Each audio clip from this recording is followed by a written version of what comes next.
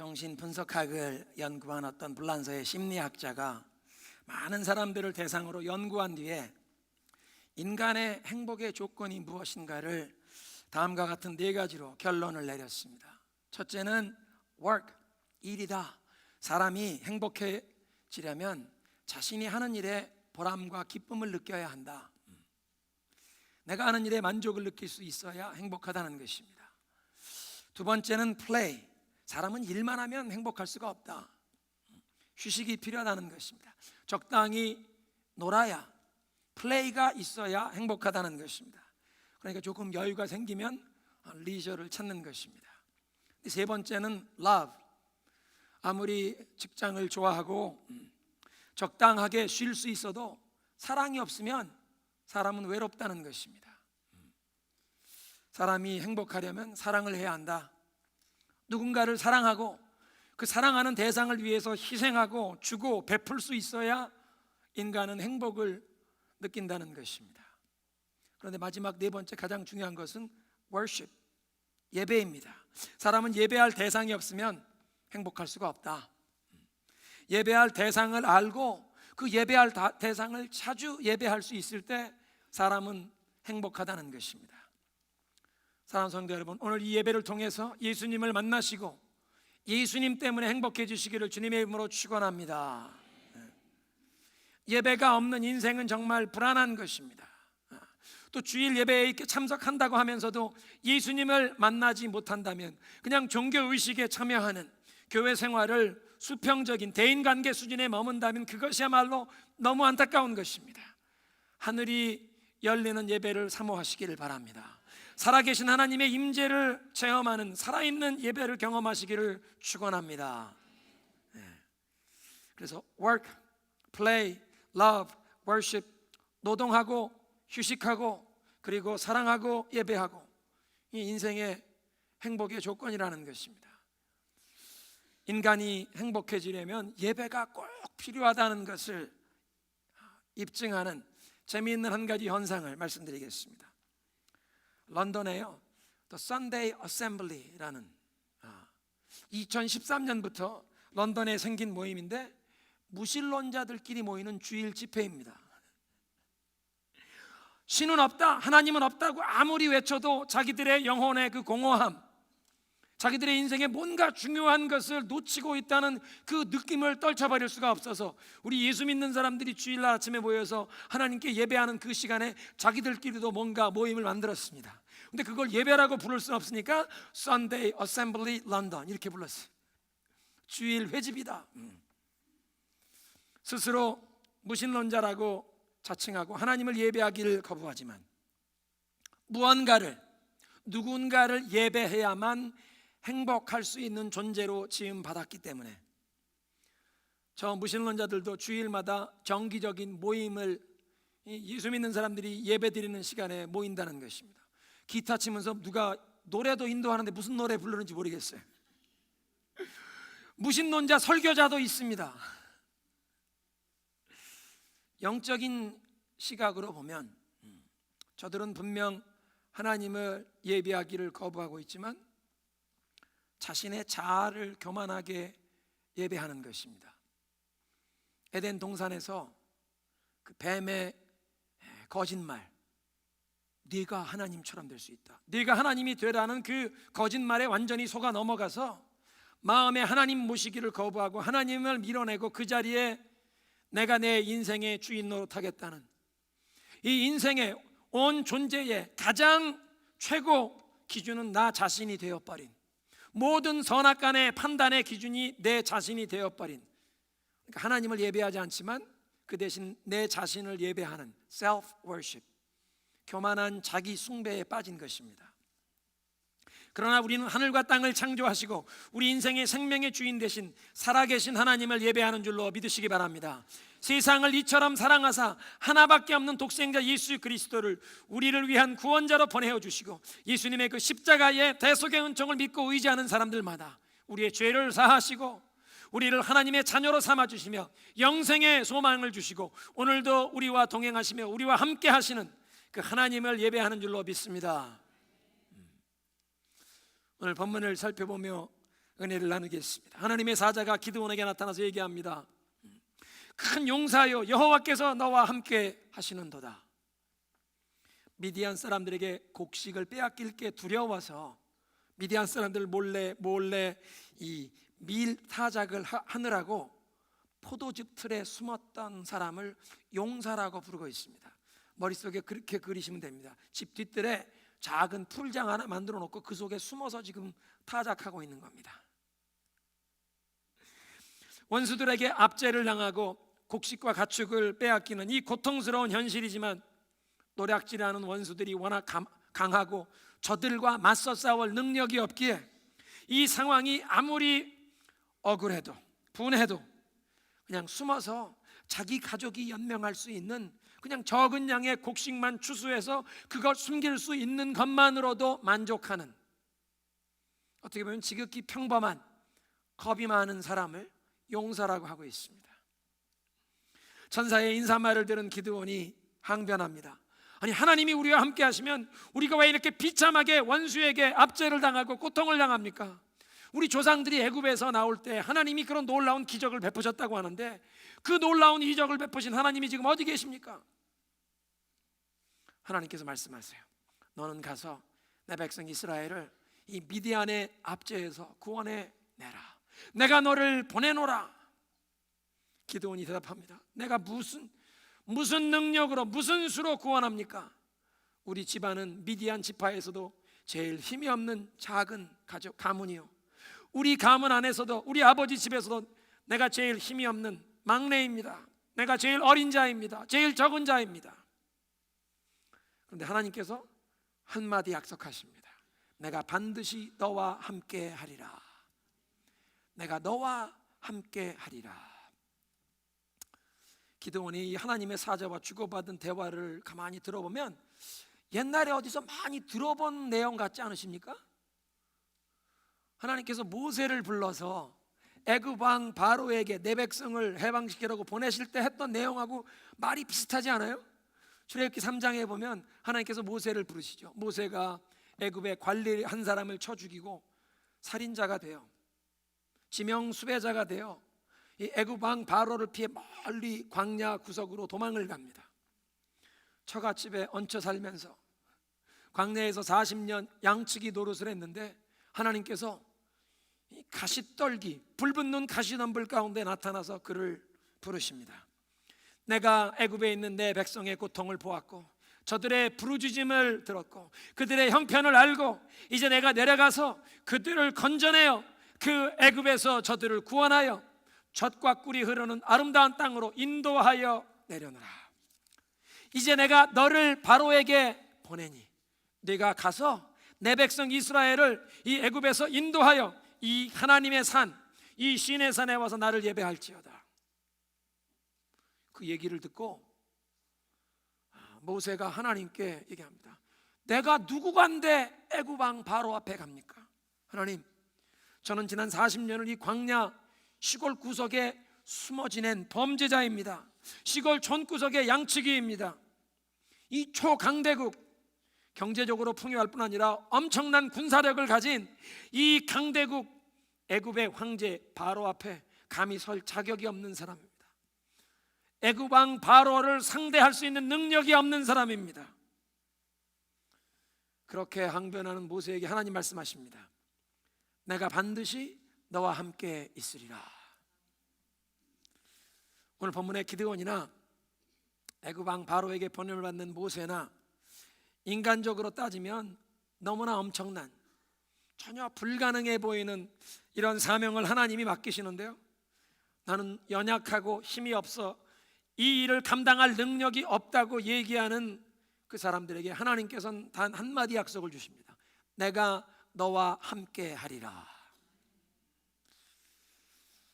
상식적으로 불가능해 보이는 이 엄청난 사명을 맡겨주시면서 내가 너와 함께 하겠다는 약속을 받은 또 한 사람이 있습니다. 모세의 후계자였던 여호수아였습니다. 여호수아 1장에 보면 하나님 말씀하십니다. 내 종 모세가 죽었으니 여호수아야, 이제 네가 이 백성의 지도자가 되어 네가 이 모든 백성을 이끌고 요단강을 건너 이 약속의 땅으로 건너가라. 모세와 내가 항상 함께 있었던 것처럼 내가 너와 항상 함께 있으리라. 놀라지 말라, 두려워하지 말고 담대하라. 네 하나님 여호와가 너와 항상 함께 하시느니라. 하나님께서 여호수아에게 명하시는 일은 사실 너무나 엄청난 일이었습니다. 두렵고 떨리는 일이었습니다. 하나님의 종 모세가 죽었다고 했습니다. 그 모세를 여호수아는 40년 동안 옆에서 부관처럼, 보좌관처럼 모셨던 사람입니다. 모세가 누구입니까? 하나님의 능력을 힘입어 그 애굽 왕 바로 앞에 그 지팡이로 10가지 재앙이 그 땅에 임했습니다. 애굽의 황제도 모세 앞에 손을 들고 항복하고 나가시오 나가시오 항복할 수밖에 없었던 놀라운 역사가 일어났습니다. 200만의 백성이 홍해 앞에 왔는데 모세가 그 지팡이를 내밀 때 홍해가 갈라져서 200만이 마른 땅처럼 건너갔습니다. 그 뒤를 애굽의 기병대가, 이 전차부대가 따라오는데 모세가 다시 팔을 내미니 바닷물이 합쳐져서 애굽의 그 탱크 부대가 완전 섬멸된 놀라운 역사가 일어났습니다. 광야로 들어갑니다. 매일 아침 하늘에서 만나가 내립니다. 한참 가다 보니 마실 물이 없었습니다. 반석을 치니 반석이 터져 생수가 흘러나오는데 200만의 사람과 그들이 끌고 가던 가축까지 다 마실 수 있는 생수의 강물이 바위 하나에서 흘러나왔습니다. 시인의 산에 이르러는 하나님이 친히 산을 흔들며 천둥과 우레소리, 하나님이 친히 임하시는데 그 산꼭대기에 모세가 40일 동안 올라가서 하나님의 말씀을 받아가지고 내려올 때 모세의 얼굴에 무엇이 있었습니까? 광채가 있었습니다. 하나님의 영광의 광채가 났었던 사람, 놀라운 이적과 기사를 행한 사람입니다. 그런 하나님의 사람인데도 이 백성들이 40년 동안 모세에게 불평하고 원망한 정도가 아니라 어떤 때는 모세를 돌로 쳐 죽이겠다고 돌을 드는 그런 일이 있었던 것을 모세 옆에서 40년간 지켜본 사람입니다. 모세가 죽었으니, 하나님의 종 모세가 죽었으니 네가 그 자리를 이제 이어받아라. 아마 여호수아는 굉장히 두려웠을 것입니다.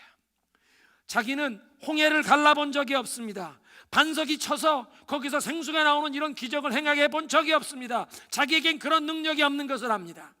두려웠을 것입니다. 거기다 이제 이 백성들을 다 이끌고 요단강을 건너라고 하는데, 백성들과 함께 지금 요단 앞에 도착한 그 시기가 홍순물이 요단강에 범람하던 시기입니다. 건장한 군인들만 데리고 건너가는 것이 아니라 어린 자녀들, 부녀자들, 이 모든 가축까지 다 끌고 그 홍순물이 범람하는 요단강을 건넌다는 것은 인간적으로는 도저히 실현 불가능한 일입니다. 뿐만 아니라 여호수아는 40년 전에 그 약속의 땅에 정탐꾼으로 가라고 해서 40일 동안 그 땅을 종횡무진 살펴본 적이 있습니다. 그 땅이 정말 풍요로운 땅, 그래서 부강한 이런 도성들이 높고 견고한 성벽을 가지고 있는 것을 보았습니다. 그리고 그 땅이 정말 부유해서 선진 문화를 가졌고 선진 기술을 가지고 있어서 이스라엘 백성들이 감히 견줄 수 없는 좋은 신형 무기들을 가지고 있는 것을 알았습니다. 거기에 가나안 거민들이 기골이 장대하여, 이 풍요로운 땅에 기골이 장대하여, 특별히 그 중에는 거인들의 후손 아낙 자손도 많이 살고 있다는 사실을 그 누구보다 잘 알고 있는 사람이 여호수아입니다. 그런데 그 약속의 땅으로 요단강을 건너 이 200만이 넘는 이 오합지돌 같은 이 사람들을 다 데리고 건너가라는 얘기, 너무나 두려웠을 것입니다. 불가능해 보이는 장애물이 많은 이 상황 가운데 근데 하나님께서는 단 한마디 약속하십니다. 내가 너와 함께 하리라. 여러분, 우리가 어디를 가든지 우리와 항상 함께 하시겠다고 하시는, 우리를 떠나지 않고 우리와 함께 하시는 그 하나님의 이름을 임마누엘이라고 하죠. 임마누엘, 하나님이 우리와 함께 하신다. 신약성경 첫 번째 책 마태복음은 임마누엘의 이야기로 시작해서 임마누엘의 약속으로 끝나고 있습니다. 마태복음 1장에 보면 마리아가 점점 배가 불러오는데 그것 보고 고민하고 있는 요셉에게 하나님이 꿈에 나타나 말씀하시죠. 요셉아, 내 약혼녀 이 마리아가 잉태하게 된 것, 그건 하나님께서 하신 것이니 걱정하지 말고 그를 아내로 맞아라. 선지자에게 통해서 이미 기록됐을 때 보라, 처녀가 잉태하여 아들을 낳으니 그 이름을 임마누엘이라 하리라 하리니 이를 번역한즉 하나님이 우리와 함께 계시다 함이라. 한번 따라하겠습니다. 임마누엘, 우리와 함께 하시는 하나님, God with us, 우리와 함께 하시는 하나님의 이야기로 마태복음이 열립니다. 그런데 마태복음 마지막 마태복음 28장 18절 이하에 예수님이 말씀하십니다. 하늘과 땅의 모든 권세를 내게 주셨으니 그러므로 너희는 가서 세상 모든 민족으로 제자를 삼아 아버지와 아들과 성령의 이름으로 세례를 베풀고 내가 너희에게 분부한 모든 것을 가르쳐 지키게 하라. 볼지어다 세상 끝날까지 내가 항상 너희와 함께 있으리라. 임마누엘의 약속으로 마치고 있습니다. 그런데 이 마태복음 28장, 이 지상 대위임령의 명령을 제자들에게 주셨을 때 가서 모든 민족을 제자 삼으라는 이 말씀은 인간적으로는 불가능해 보이는 그런 명령이었습니다. 주님이 주신 그 명령을 처음 받았을 때 제자들은 대부분 갈릴리 출신의 시골뜨기였습니다. 대부분이 어부였고요, 교육을 제대로 받은 사람이 별로 없었습니다. 아마 세리였던 마태는 장부를 정리해야 되니까 글을 쓸 줄 알았지만 모르긴 몰라도 베드로나 안드레 같은 어부는 글 쓸 줄도 몰랐을 것입니다. 거기에다가 그들은 로마 제국이 천하를 다스리던 당시에 로마의 식민 통치를 받던 유다와 갈릴리의 시민들이었습니다. 힘이 없는 사람들입니다. 정말 자랑할 만한 가정, 가문 배경을 가진 사람도 없습니다. 돈을 가진 사람도 없습니다. 세도자와 연결된 사람도 없습니다. 배경도 없는 사람, 교육 수준도 없는 사람, 백도 없는 사람, 그렇게 보잘것없는 오합지졸 같은 어부들에게 가서 모든 민족을 제자 삼으라는 명령, 인간적인 조건을 따지면 불가능한 사명인데 예수님 한마디 약속하십니다. 내가 세상 끝날까지 너희와 항상 함께 있으리라. 여러분, 우리를 떠나지 아니하시고 우리와 항상 함께 계시겠다고 하는 이 임마누엘의 약속이 우리에게 어떤 축복이 되십니까? 미디안의 손에서 하나님의 백성을 구원하라고 부르심을 받는 기드온을 보고, 또 모세가 애굽 왕 바로에게 보냄을 받아 하나님의 백성들을 그 종노릇하는 노예 생활하는 것에서 자유케 하라는 그 사명을 받았을 때, 또 불가능한 장애를 넘어서 하나님의 백성들을 데리고 그 약속의 땅으로 들어가라고 하는 여호수아 뿐만 아니라 모든 민족을 제자 삼으라고 하시는 그 명령을 받았던 제자들과 또 우리들의 삶을 보아도 이 우리와 함께 하시는 하나님, 임마누엘의 하나님께서는 연약하고 부족하지만 우리와 함께 하셔서 이 모든 불가능한 것을 가능케 하시겠다고 약속하시는 줄로 믿으시기 바랍니다. 우리는 연약하고 부족하지만 우리와 함께 하셔서 하나님께서 우리에게 맡겨주시는 일, 우리의 삶을 통해 이루고자 하시는 그 일들을 우리가 감당하고자 할 때 모든 불가능을 가능케 하시겠다는 약속인 줄로 믿으시기 바랍니다. 그래서 하나님께서는 연약한 자를 들어 사용하시기를 기뻐하십니다. 한번 따라하겠습니다. 임마누엘 하나님은 연약한 자를 들어 쓰신다. 믿으십니까? 요즘 우리가 새벽마다 사사기를 묵상하고 있는데요, 사사기 3장에 보면 에훗이라는 사람이 나옵니다. 에훗이라는 사사를 왼손잡이라고 묘사하고 있습니다. 그 왼손잡이란 말이 왜 그렇게 중요합니까? 에훗은 본래 베냐민 지파 출신인데요, 베냐민이라는 이름의 뜻은 내 오른손의 아들이다. 오른손, 힘이 있는 손, 권위와 영광을 상징하는 손, 그 오른손의 아들이라는 베냐민 지파의 사람인데 이 사람은 왼손잡이입니다. 그 왼손잡이라는 이름 자체가 이 사람은 오른손을 제대로 쓸 수 없는 핸디캡이 있는 장애인이다, 그런 뜻입니다. 그 당시에 이 왼손잡이란 말은 부끄러운 말이었습니다. 중동 지역에 인도에 선교 여행을 다녀보신 분들은 알지만 요즘도 중동 지역에서는 왼손은 변을 본 다음에 이 뒷정리를 하는 손입니다. 화장실에 크리넥스 대신에 조그만 바가지하고 물동이가 있습니다. 변을 보신 다음에 그 물로 이렇게 손 닦는 겁니다. 아마 2000년, 3000년 전에도 이스라엘 땅도 그랬을 것입니다. 그러니까 왼손은 더러운 손입니다. 부끄러운 손입니다. 수치스러운 손입니다. 요즘도 여러분 인도에 가시면 귀한 손님 만나서 인사할 때 왼손은 뒷짐지고 감추고 오른손으로만 악수를 합니다. 왼손을 내밀면 부끄러운 것입니다. 가게에 가서 바나나를 사는데 왼손으로 돈을 주는 것은 모욕하는 것입니다. 그러니까 왼손잡이, 부끄러운 이름입니다. 근데 에웃이라는 사람은 오른손의 아들이라는 베냐민 지파 출신인데 왼손잡이였습니다. 그런데 하나님께서 그 왼손잡이 에웃을 사용하사 이스라엘 백성들을 압제하던 모압, 18년 동안 이스라엘을 압제하고 그들이 조공을 바쳐야 했던 그 모압의 왕 에글론이라는 사람을 오른쪽 허벅지에 이 칼을 차고 들어갔는데, 경호원들이 이 사람 보니까 오른손은 쓸 수도 없는 사람이네, 왼쪽만 보안 검색하고 통과 그랬는데 오른쪽 허벅지에 칼을 숨기고 있다가 그걸 가지고 모압 왕을 암살하고 이스라엘 백성들을 자유케 하여 핸디캡이 있던 이 장애인을 사용하여 이스라엘을 원수들의 손에서 자유케 하시고 80년 동안 평안하게 하십니다. 하나님은 연약한 자를 들어 사용하시길 기뻐하시는 줄로 믿으시기 바랍니다. 기드온도 자기 말대로 연약한 사람이었습니다. 므낫세 지파의 제일 힘없는 가문의 아비에셀 집안에서도 자기가 제일 연약한 자, 제일 막내둥이, 힘이나 영향력이 없는 제일 어린 자였습니다. 그런데 하나님께서 그를 통해 이스라엘을 미디안의 손에서 구원하신다는 것입니다. 그래서 고린도전서 1장에 사도 바울이 말씀하세요.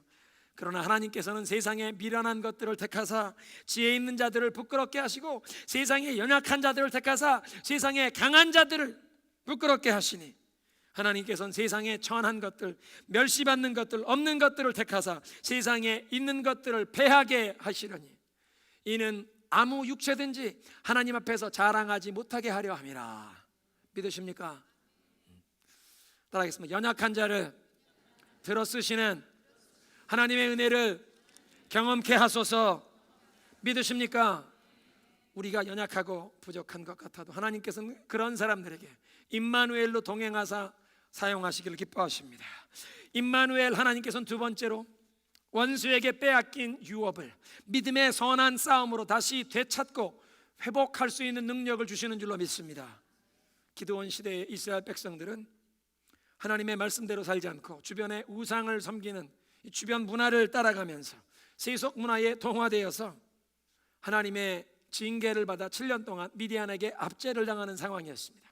분명 하나님께서 저들에게 약속하신 그 약속의 땅, 젖과 꿀이 흐르는 땅, 기름진 땅에 들어와 살고 있는데 농사를 지으면 미디안 사람들에게 다 빼앗겨 버립니다. 미디안 사람들이 아말렉 사람들과 동방 사람들과 함께 가축까지 다 끌고 올라와서 그 땅의 토지 소산을 다 먹어버리고 짐승들까지 다 빼앗아 갑니다. 얼마나 피해가 심했으면 저들의 폐해를 메뚜기 떼 같다. 여러분, 메뚜기 떼가 올라오면 그냥 열매만 먹는 게 아니라 잎사리도 먹고 줄기도 먹고 완전히 다 먹어버리지 않습니까? 아무것도 남기지 않는 폐허를 만드는, 하나님이 유업으로 주신 기름진 땅에 들어와 살고 있는데, 그런데 하나님의 백성들이 원수에게 모든 것 다 빼앗기고 자기들은 도리어 산에 굴에 가서 숨어 살아야 하고 산에 산성 요새를 쌓고 거기에 숨어 살아야 하는 이런 비참한 상황이 되었습니다.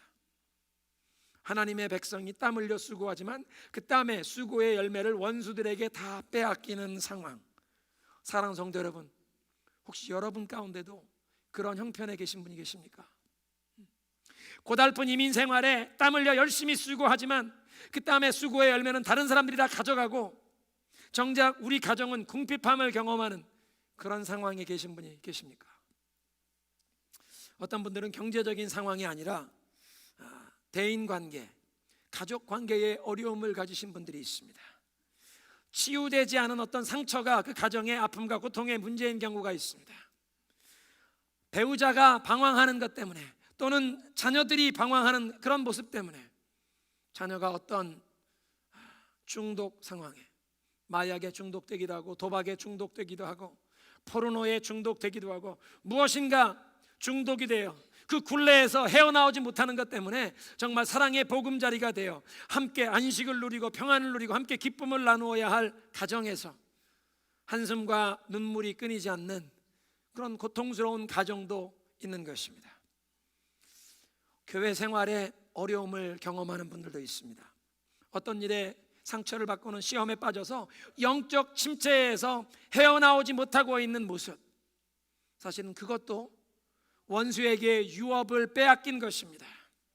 우리의 삶은 영적인 윤택함, 신령한 영적인 은혜를 받아서 그 영적인 은혜가 우리의 삶의 각 부분에 활력소가 되고 우리의 삶의 모든 부분에 새로운 에너지를 공급해야 하는데 교회 생활에 기쁨을 경험하지 못하고 있다면 하나님이 우리에게 마땅히 누리게 하신 그 유업을 원수에게 지금 빼앗긴 것입니다. 어떤 모습으로 우리의 삶 가운데 문제를 가지고 이 원수에게 빼앗긴 유업이 있으실지라도 우리의 삶 가운데 우리 개인과 가정에 우리와 함께 하시는 임마누엘이 역사하사 원수에게 빼앗긴 유업을 믿음의 선한 쌈으로 되찾게 하시고 회복되게 하시는 역사가 임할 줄로 믿으시기 바랍니다.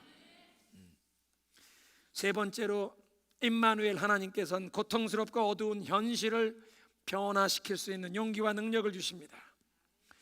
기드온이 300명의 용사와 함께 미디안을 물리치고 하나님의 백성들을 구원하게 되었습니다. 그런데 그 시대는 인간적으로는 감히 누구도 미디안을 맞서 싸울 것을 상상도 못 해보던 시절입니다. 하나님의 부르심을 받고 미디안이 일어나서 사람들을 모읍니다. 한 3만 명이 모였는데 하나님께서 이 너무 많다, 사람의 힘으로가 아니라 내가 함께하여 구원하는 것을 보여주겠다. 사람들을 다 보내게 하시고 이 시냇가에 가서 물 마시는데도 그렇게 목마르지만 거기에 그냥 물 마시는 게 아니라 무릎 꿇고 주위를 경계하면서 손으로 물 떠 마시는 사람 300명. 인간의 가장 기본적인 본능, 그 목마름을 충족시키는 것보다 어떤 상황에도 하나님께 주의 집중하고 하나님께 순종할 수 있는 사람 300명만 기드온에게 붙여주십니다. 그리고 그 300명의 용사로 미디안을 공격했더니 13만 5천 명이 쳐들어왔는데 12만 명이 서로를 찔러 죽였습니다. 기드온과 300명이 전쟁터에 나갈 때 무기는 하나도 가져가지 않고 나팔과 횃불만 들고 가는데도 하나님께서 역사하사 12만 명 적군들이 서로를 찔러 죽이고 2명의 왕과 15,000명 패잔병들이 도망을 갑니다. 기드온이 그 도망가는 왕을 추격하는데 요단강을 건너 막 쫓아가죠. 한참 쫓아가다 보니까 피곤합니다. 300명의 이 용사들과 함께 가는데 피곤한데 숫곳이라고 하는 마을에 이르러, 그 마을은 동족 사람들입니다. 우리가 지금 미디안의 두 왕을 쫓아가고 있으니 우리에게 빵을 좀 주시오, 떡을 좀 주시오. 근데 숫곳 사람들이 동족인데도 기드온과 함께한 사람들에게 빵을 주기를 거절합니다. 이미 기드온이 전쟁에서 승리의 기선을 잡았는데 지난 7년 동안 미디안에게 억눌려 사는 것에 길들여져 버린 사람들이 지금 기드온을 도와줬다가 나중에 미디안에게 후환당할 게 두려워서 도리어 기드온을 조롱하면서 빵을 주기를 거절하는 것입니다. 동족인데도.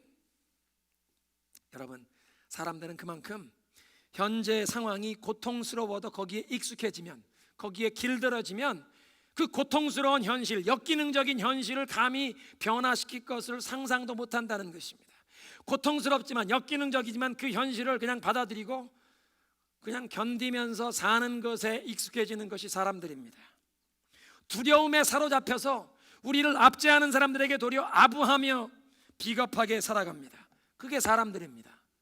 그런데 임마누엘 하나님이 임하시면 그 역기능적인 고통스러운 현실을 변화시킬 수 있는 새로운 꿈과 용기를 얻게 하시는 줄로 믿으시기 바랍니다. 그래서 기드온에게 찾아와서 말씀하세요. 큰 용사여, 여호와께서 너와 함께 계시도다. 큰 용사라니요, 새로운 이름을 주세요. 새로운 이름을 주신다는 것은 New Destiny, 이제 받들어 섬겨야 할 하나님이 나에게 주시는 새로운 부르심, 인생의 새로운 운명을 주신다는 것입니다. 너는 원수들에게 그냥 이렇게 압제당하고 고통 가운데 살아야 할 사람이 아니다. 너는 용사다. 새로운 인생의 길이 열리느니라. 큰 용사여, 하나님이 너와 함께 하시는도다. 임마누엘 하나님이십니다. 네 번째로 임마누엘 하나님께서는 어떤 상황 중에도 낙심하거나 절망하지 않고 어떤 슬픔과 고통도 이길 수 있는 힘과 은혜를 주시는 줄로 믿으시기 바랍니다.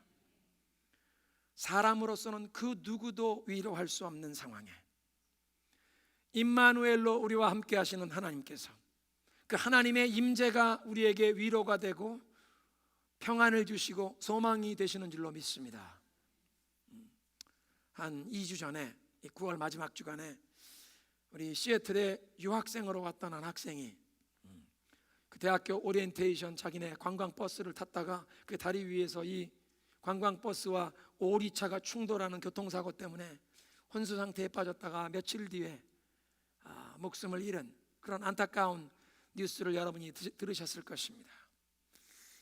그 혼수 상태에 빠졌다가 하늘나라 간 김하람 학생의 아빠가 되시는 김원순 목사님의 글을 읽어드리겠습니다. 그 학생이 목사님 딸이었어요. 샬롬, 많이들 염려해 주시고 기도해 주셔서 진심으로 감사드려요. 저희 부부와 여러 동문 목사님의 소원대로 우리 하람이가 깨어나기를 바랬지만 우리 하나님은 천국으로 부르셨어요. 이해되지 않는 현실 앞에 이것이 꿈인지 생시인지 몇 번씩이나 입술을 깨물어보고 허벅지를 꼬집어 봐도 지금 우리 부부에게 주신 부인할 수 없는 현실이었습니다. 손수 낳아 기도하며 사랑으로 키운 아내는 잠을 이루지 못했고 가슴이 터질 듯한 통증을 호소하며 절규하기도 했습니다. 저도 왜 눈물이 그렇게 많이 나오는지 지금까지 인생에 흘린 눈물보다 이번 일로 흘린 눈물이 더 많은 것 같아요. 죽음이 주는 절망, 고통, 좌절, 아쉬움, 후회가 얼마나 강력한지, 그래서 마귀가 왜 죽음을 가장 강력하고 큰 무기로 쓰고 있는지 알게 되었습니다. 저희는 이 부분과 싸웠습니다. 마귀는 계속 슬픔, 비통, 우울감, 신앙의 회의, 사건을 일으킨 사람들에 대한 분노, 아이를 이곳으로 보냈던 우리 자신에 대한 자책감 등 걷잡을 수 없는 혼돈 속으로 우리를 밀어넣었습니다. 아무것도 먹을 수 없었고 아무것도 할 수가 없었습니다. 시애틀의 날씨는 아름다운 가을에 정취를 뿜어내고 있었지만 제 눈에는 그것조차도 슬프게 보였을 뿐입니다.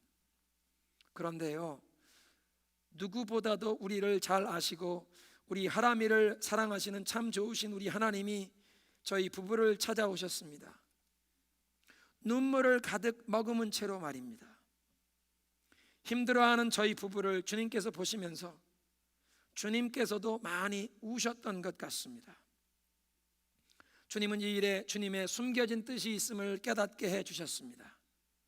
무엇보다 하람이는 지금 천국에서 정말 행복해하고 기뻐하고 있음을 보여주셨습니다. 그리고 저희 부부에게도 믿음으로 이겨내기를 요구하셨습니다. 그래서 저희 부부는 생사화복을 주장하시는 주님의 주권을 100% 신뢰했습니다. 또 슬픈 생각, 우울함을 믿음으로 몰아내었습니다. 대신 하람이를 천국으로 부르신 하나님을 찬양하며 감사할 제목을 찾아 감사했습니다. 그리고 10가지 감사 제목을 적으셨어요. 1. 하람이를 주시고 취하신 주님 감사합니다. 2. 저희 부부가 믿음으로 잘 키워 천국으로 보내게 해주셔서 감사합니다. 3. 미국에 와서 너무 행복해하고 감사로 충만한 상태에서 하람이를 불러주셔서 감사합니다. 제가 다른 분에게 들었더니 이 하람이라고 하는 학생이 미국에 유학 가게 해달라고 40일 동안 특별 새벽 기도를 했답니다. 그렇게 특별 새벽 기도하고 하나님이 시애틀로 유학 올 길을 열어주셔서 시애틀에 와서 얼마나 행복해하고 감사해했는데 그 상황에서 하나님이 불러가셨습니다. 4. 하람이의 죽음이 헛되지 않음을 앞으로 보여주실 것을 믿기에 감사합니다. 많은 이들이 아파하고 함께 울어주는 사랑을 받게 하시니 감사합니다. 술, 담배, 커피 등 몸에 해로운 것 입에 대지 않고 깨끗하고 건강하게 자란 하람이의 장기를 많은 이들에게 나누어 새 생명을 주게 하시니 감사합니다. 장기를 나누면서 예수 생명, 예수 복음을 전하게 하시니 감사합니다.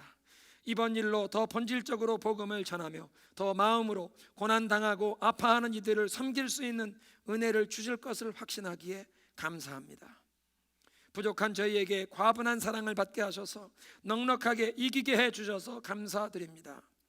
우리 가족이 이전보다 더 사랑하고 더 주님을 잘 섬길 것을 확신하기에 감사합니다. 이렇게 10가지 감사 제목을 적으시고요. 오늘 새벽 장기 기증에 앞서 마지막으로 우리 딸을 축복하고 우리 부부 열심히 살 것을 딸에게 약속했습니다. 마지막으로 천국에서 만나보자를 찬송하고 축복 기도까지 하고 쿨하게 보내주었습니다. 저희들 씩씩하게 들어가겠습니다. 목요일 오후 5시쯤에 인천공항에 하람이와 함께 들어갑니다. 아무 말씀하지 않아도 괜찮습니다. 저희들 다 압니다. 대신 저희들을 좀 안아주십시오. 고맙습니다. 감사합니다. 그 사랑, 그 마음, 그 눈물 평생 간직하고 겸손하게 목회하겠습니다. 우리 하람이 아빠 김원순 목사님의 고백은 정말 사람 그 누구도 위로할 수 없는 그런 상황에 임마누엘 예수님께서 눈물 가득 머금은 모습으로 이 목사님 부부를 찾아와 주셨다는 것입니다. 딸을 이렇게 먼저 보내고 슬퍼하는 그 부부에게 딸의 죽음이 가져온 절망, 고통, 왜 이 딸을 우리가 미국으로 유학 보냈나 막 자책감, 후회하는 이런 소용돌이 속에 휘말려 있는 두 분 곁에 주님이 오셔서 그냥 주님이 함께 많이 울어주신 것처럼 느꼈다고 하지 않습니까? 사랑하는 성도 여러분, 임마누엘, 우리를 결코 떠나지 않고 우리와 항상 함께 하시겠다고 하시는 주님께서는 우리가 인생에 어떤 일을 만나도 떠나지 않고 우리와 함께 하셔서 사망의 음침한 골짜기에 버려두지 아니하시고 그 사망의 음침한 골짜기에도 우리와 함께 하시고 그 사망의 음침한 골짜기를 지나갈 수 있도록 우리와 동행해 주실 줄로 믿으시기 바랍니다. 하람이를 이렇게 보낸 부모님의 눈물이, 슬픔이 그냥 하루 이틀에 끝나겠습니까?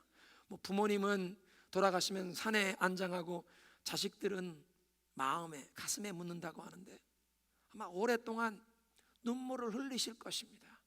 그럼에도 임마누엘 되신 주님이 우리와 함께 하시면 절망하지 않고 낙심하지 않고 그냥 그 비통함에 그 사망의 음침한 골짜기에 주저앉는 것이 아니라 주님이 우리의 손을 붙잡아 주셔서 그 사망의 골짜기를 벗어나게 하시고 어떤 상황 중에도 슬픔과 고통을 이기게 하시는 줄로 믿으시기 바랍니다.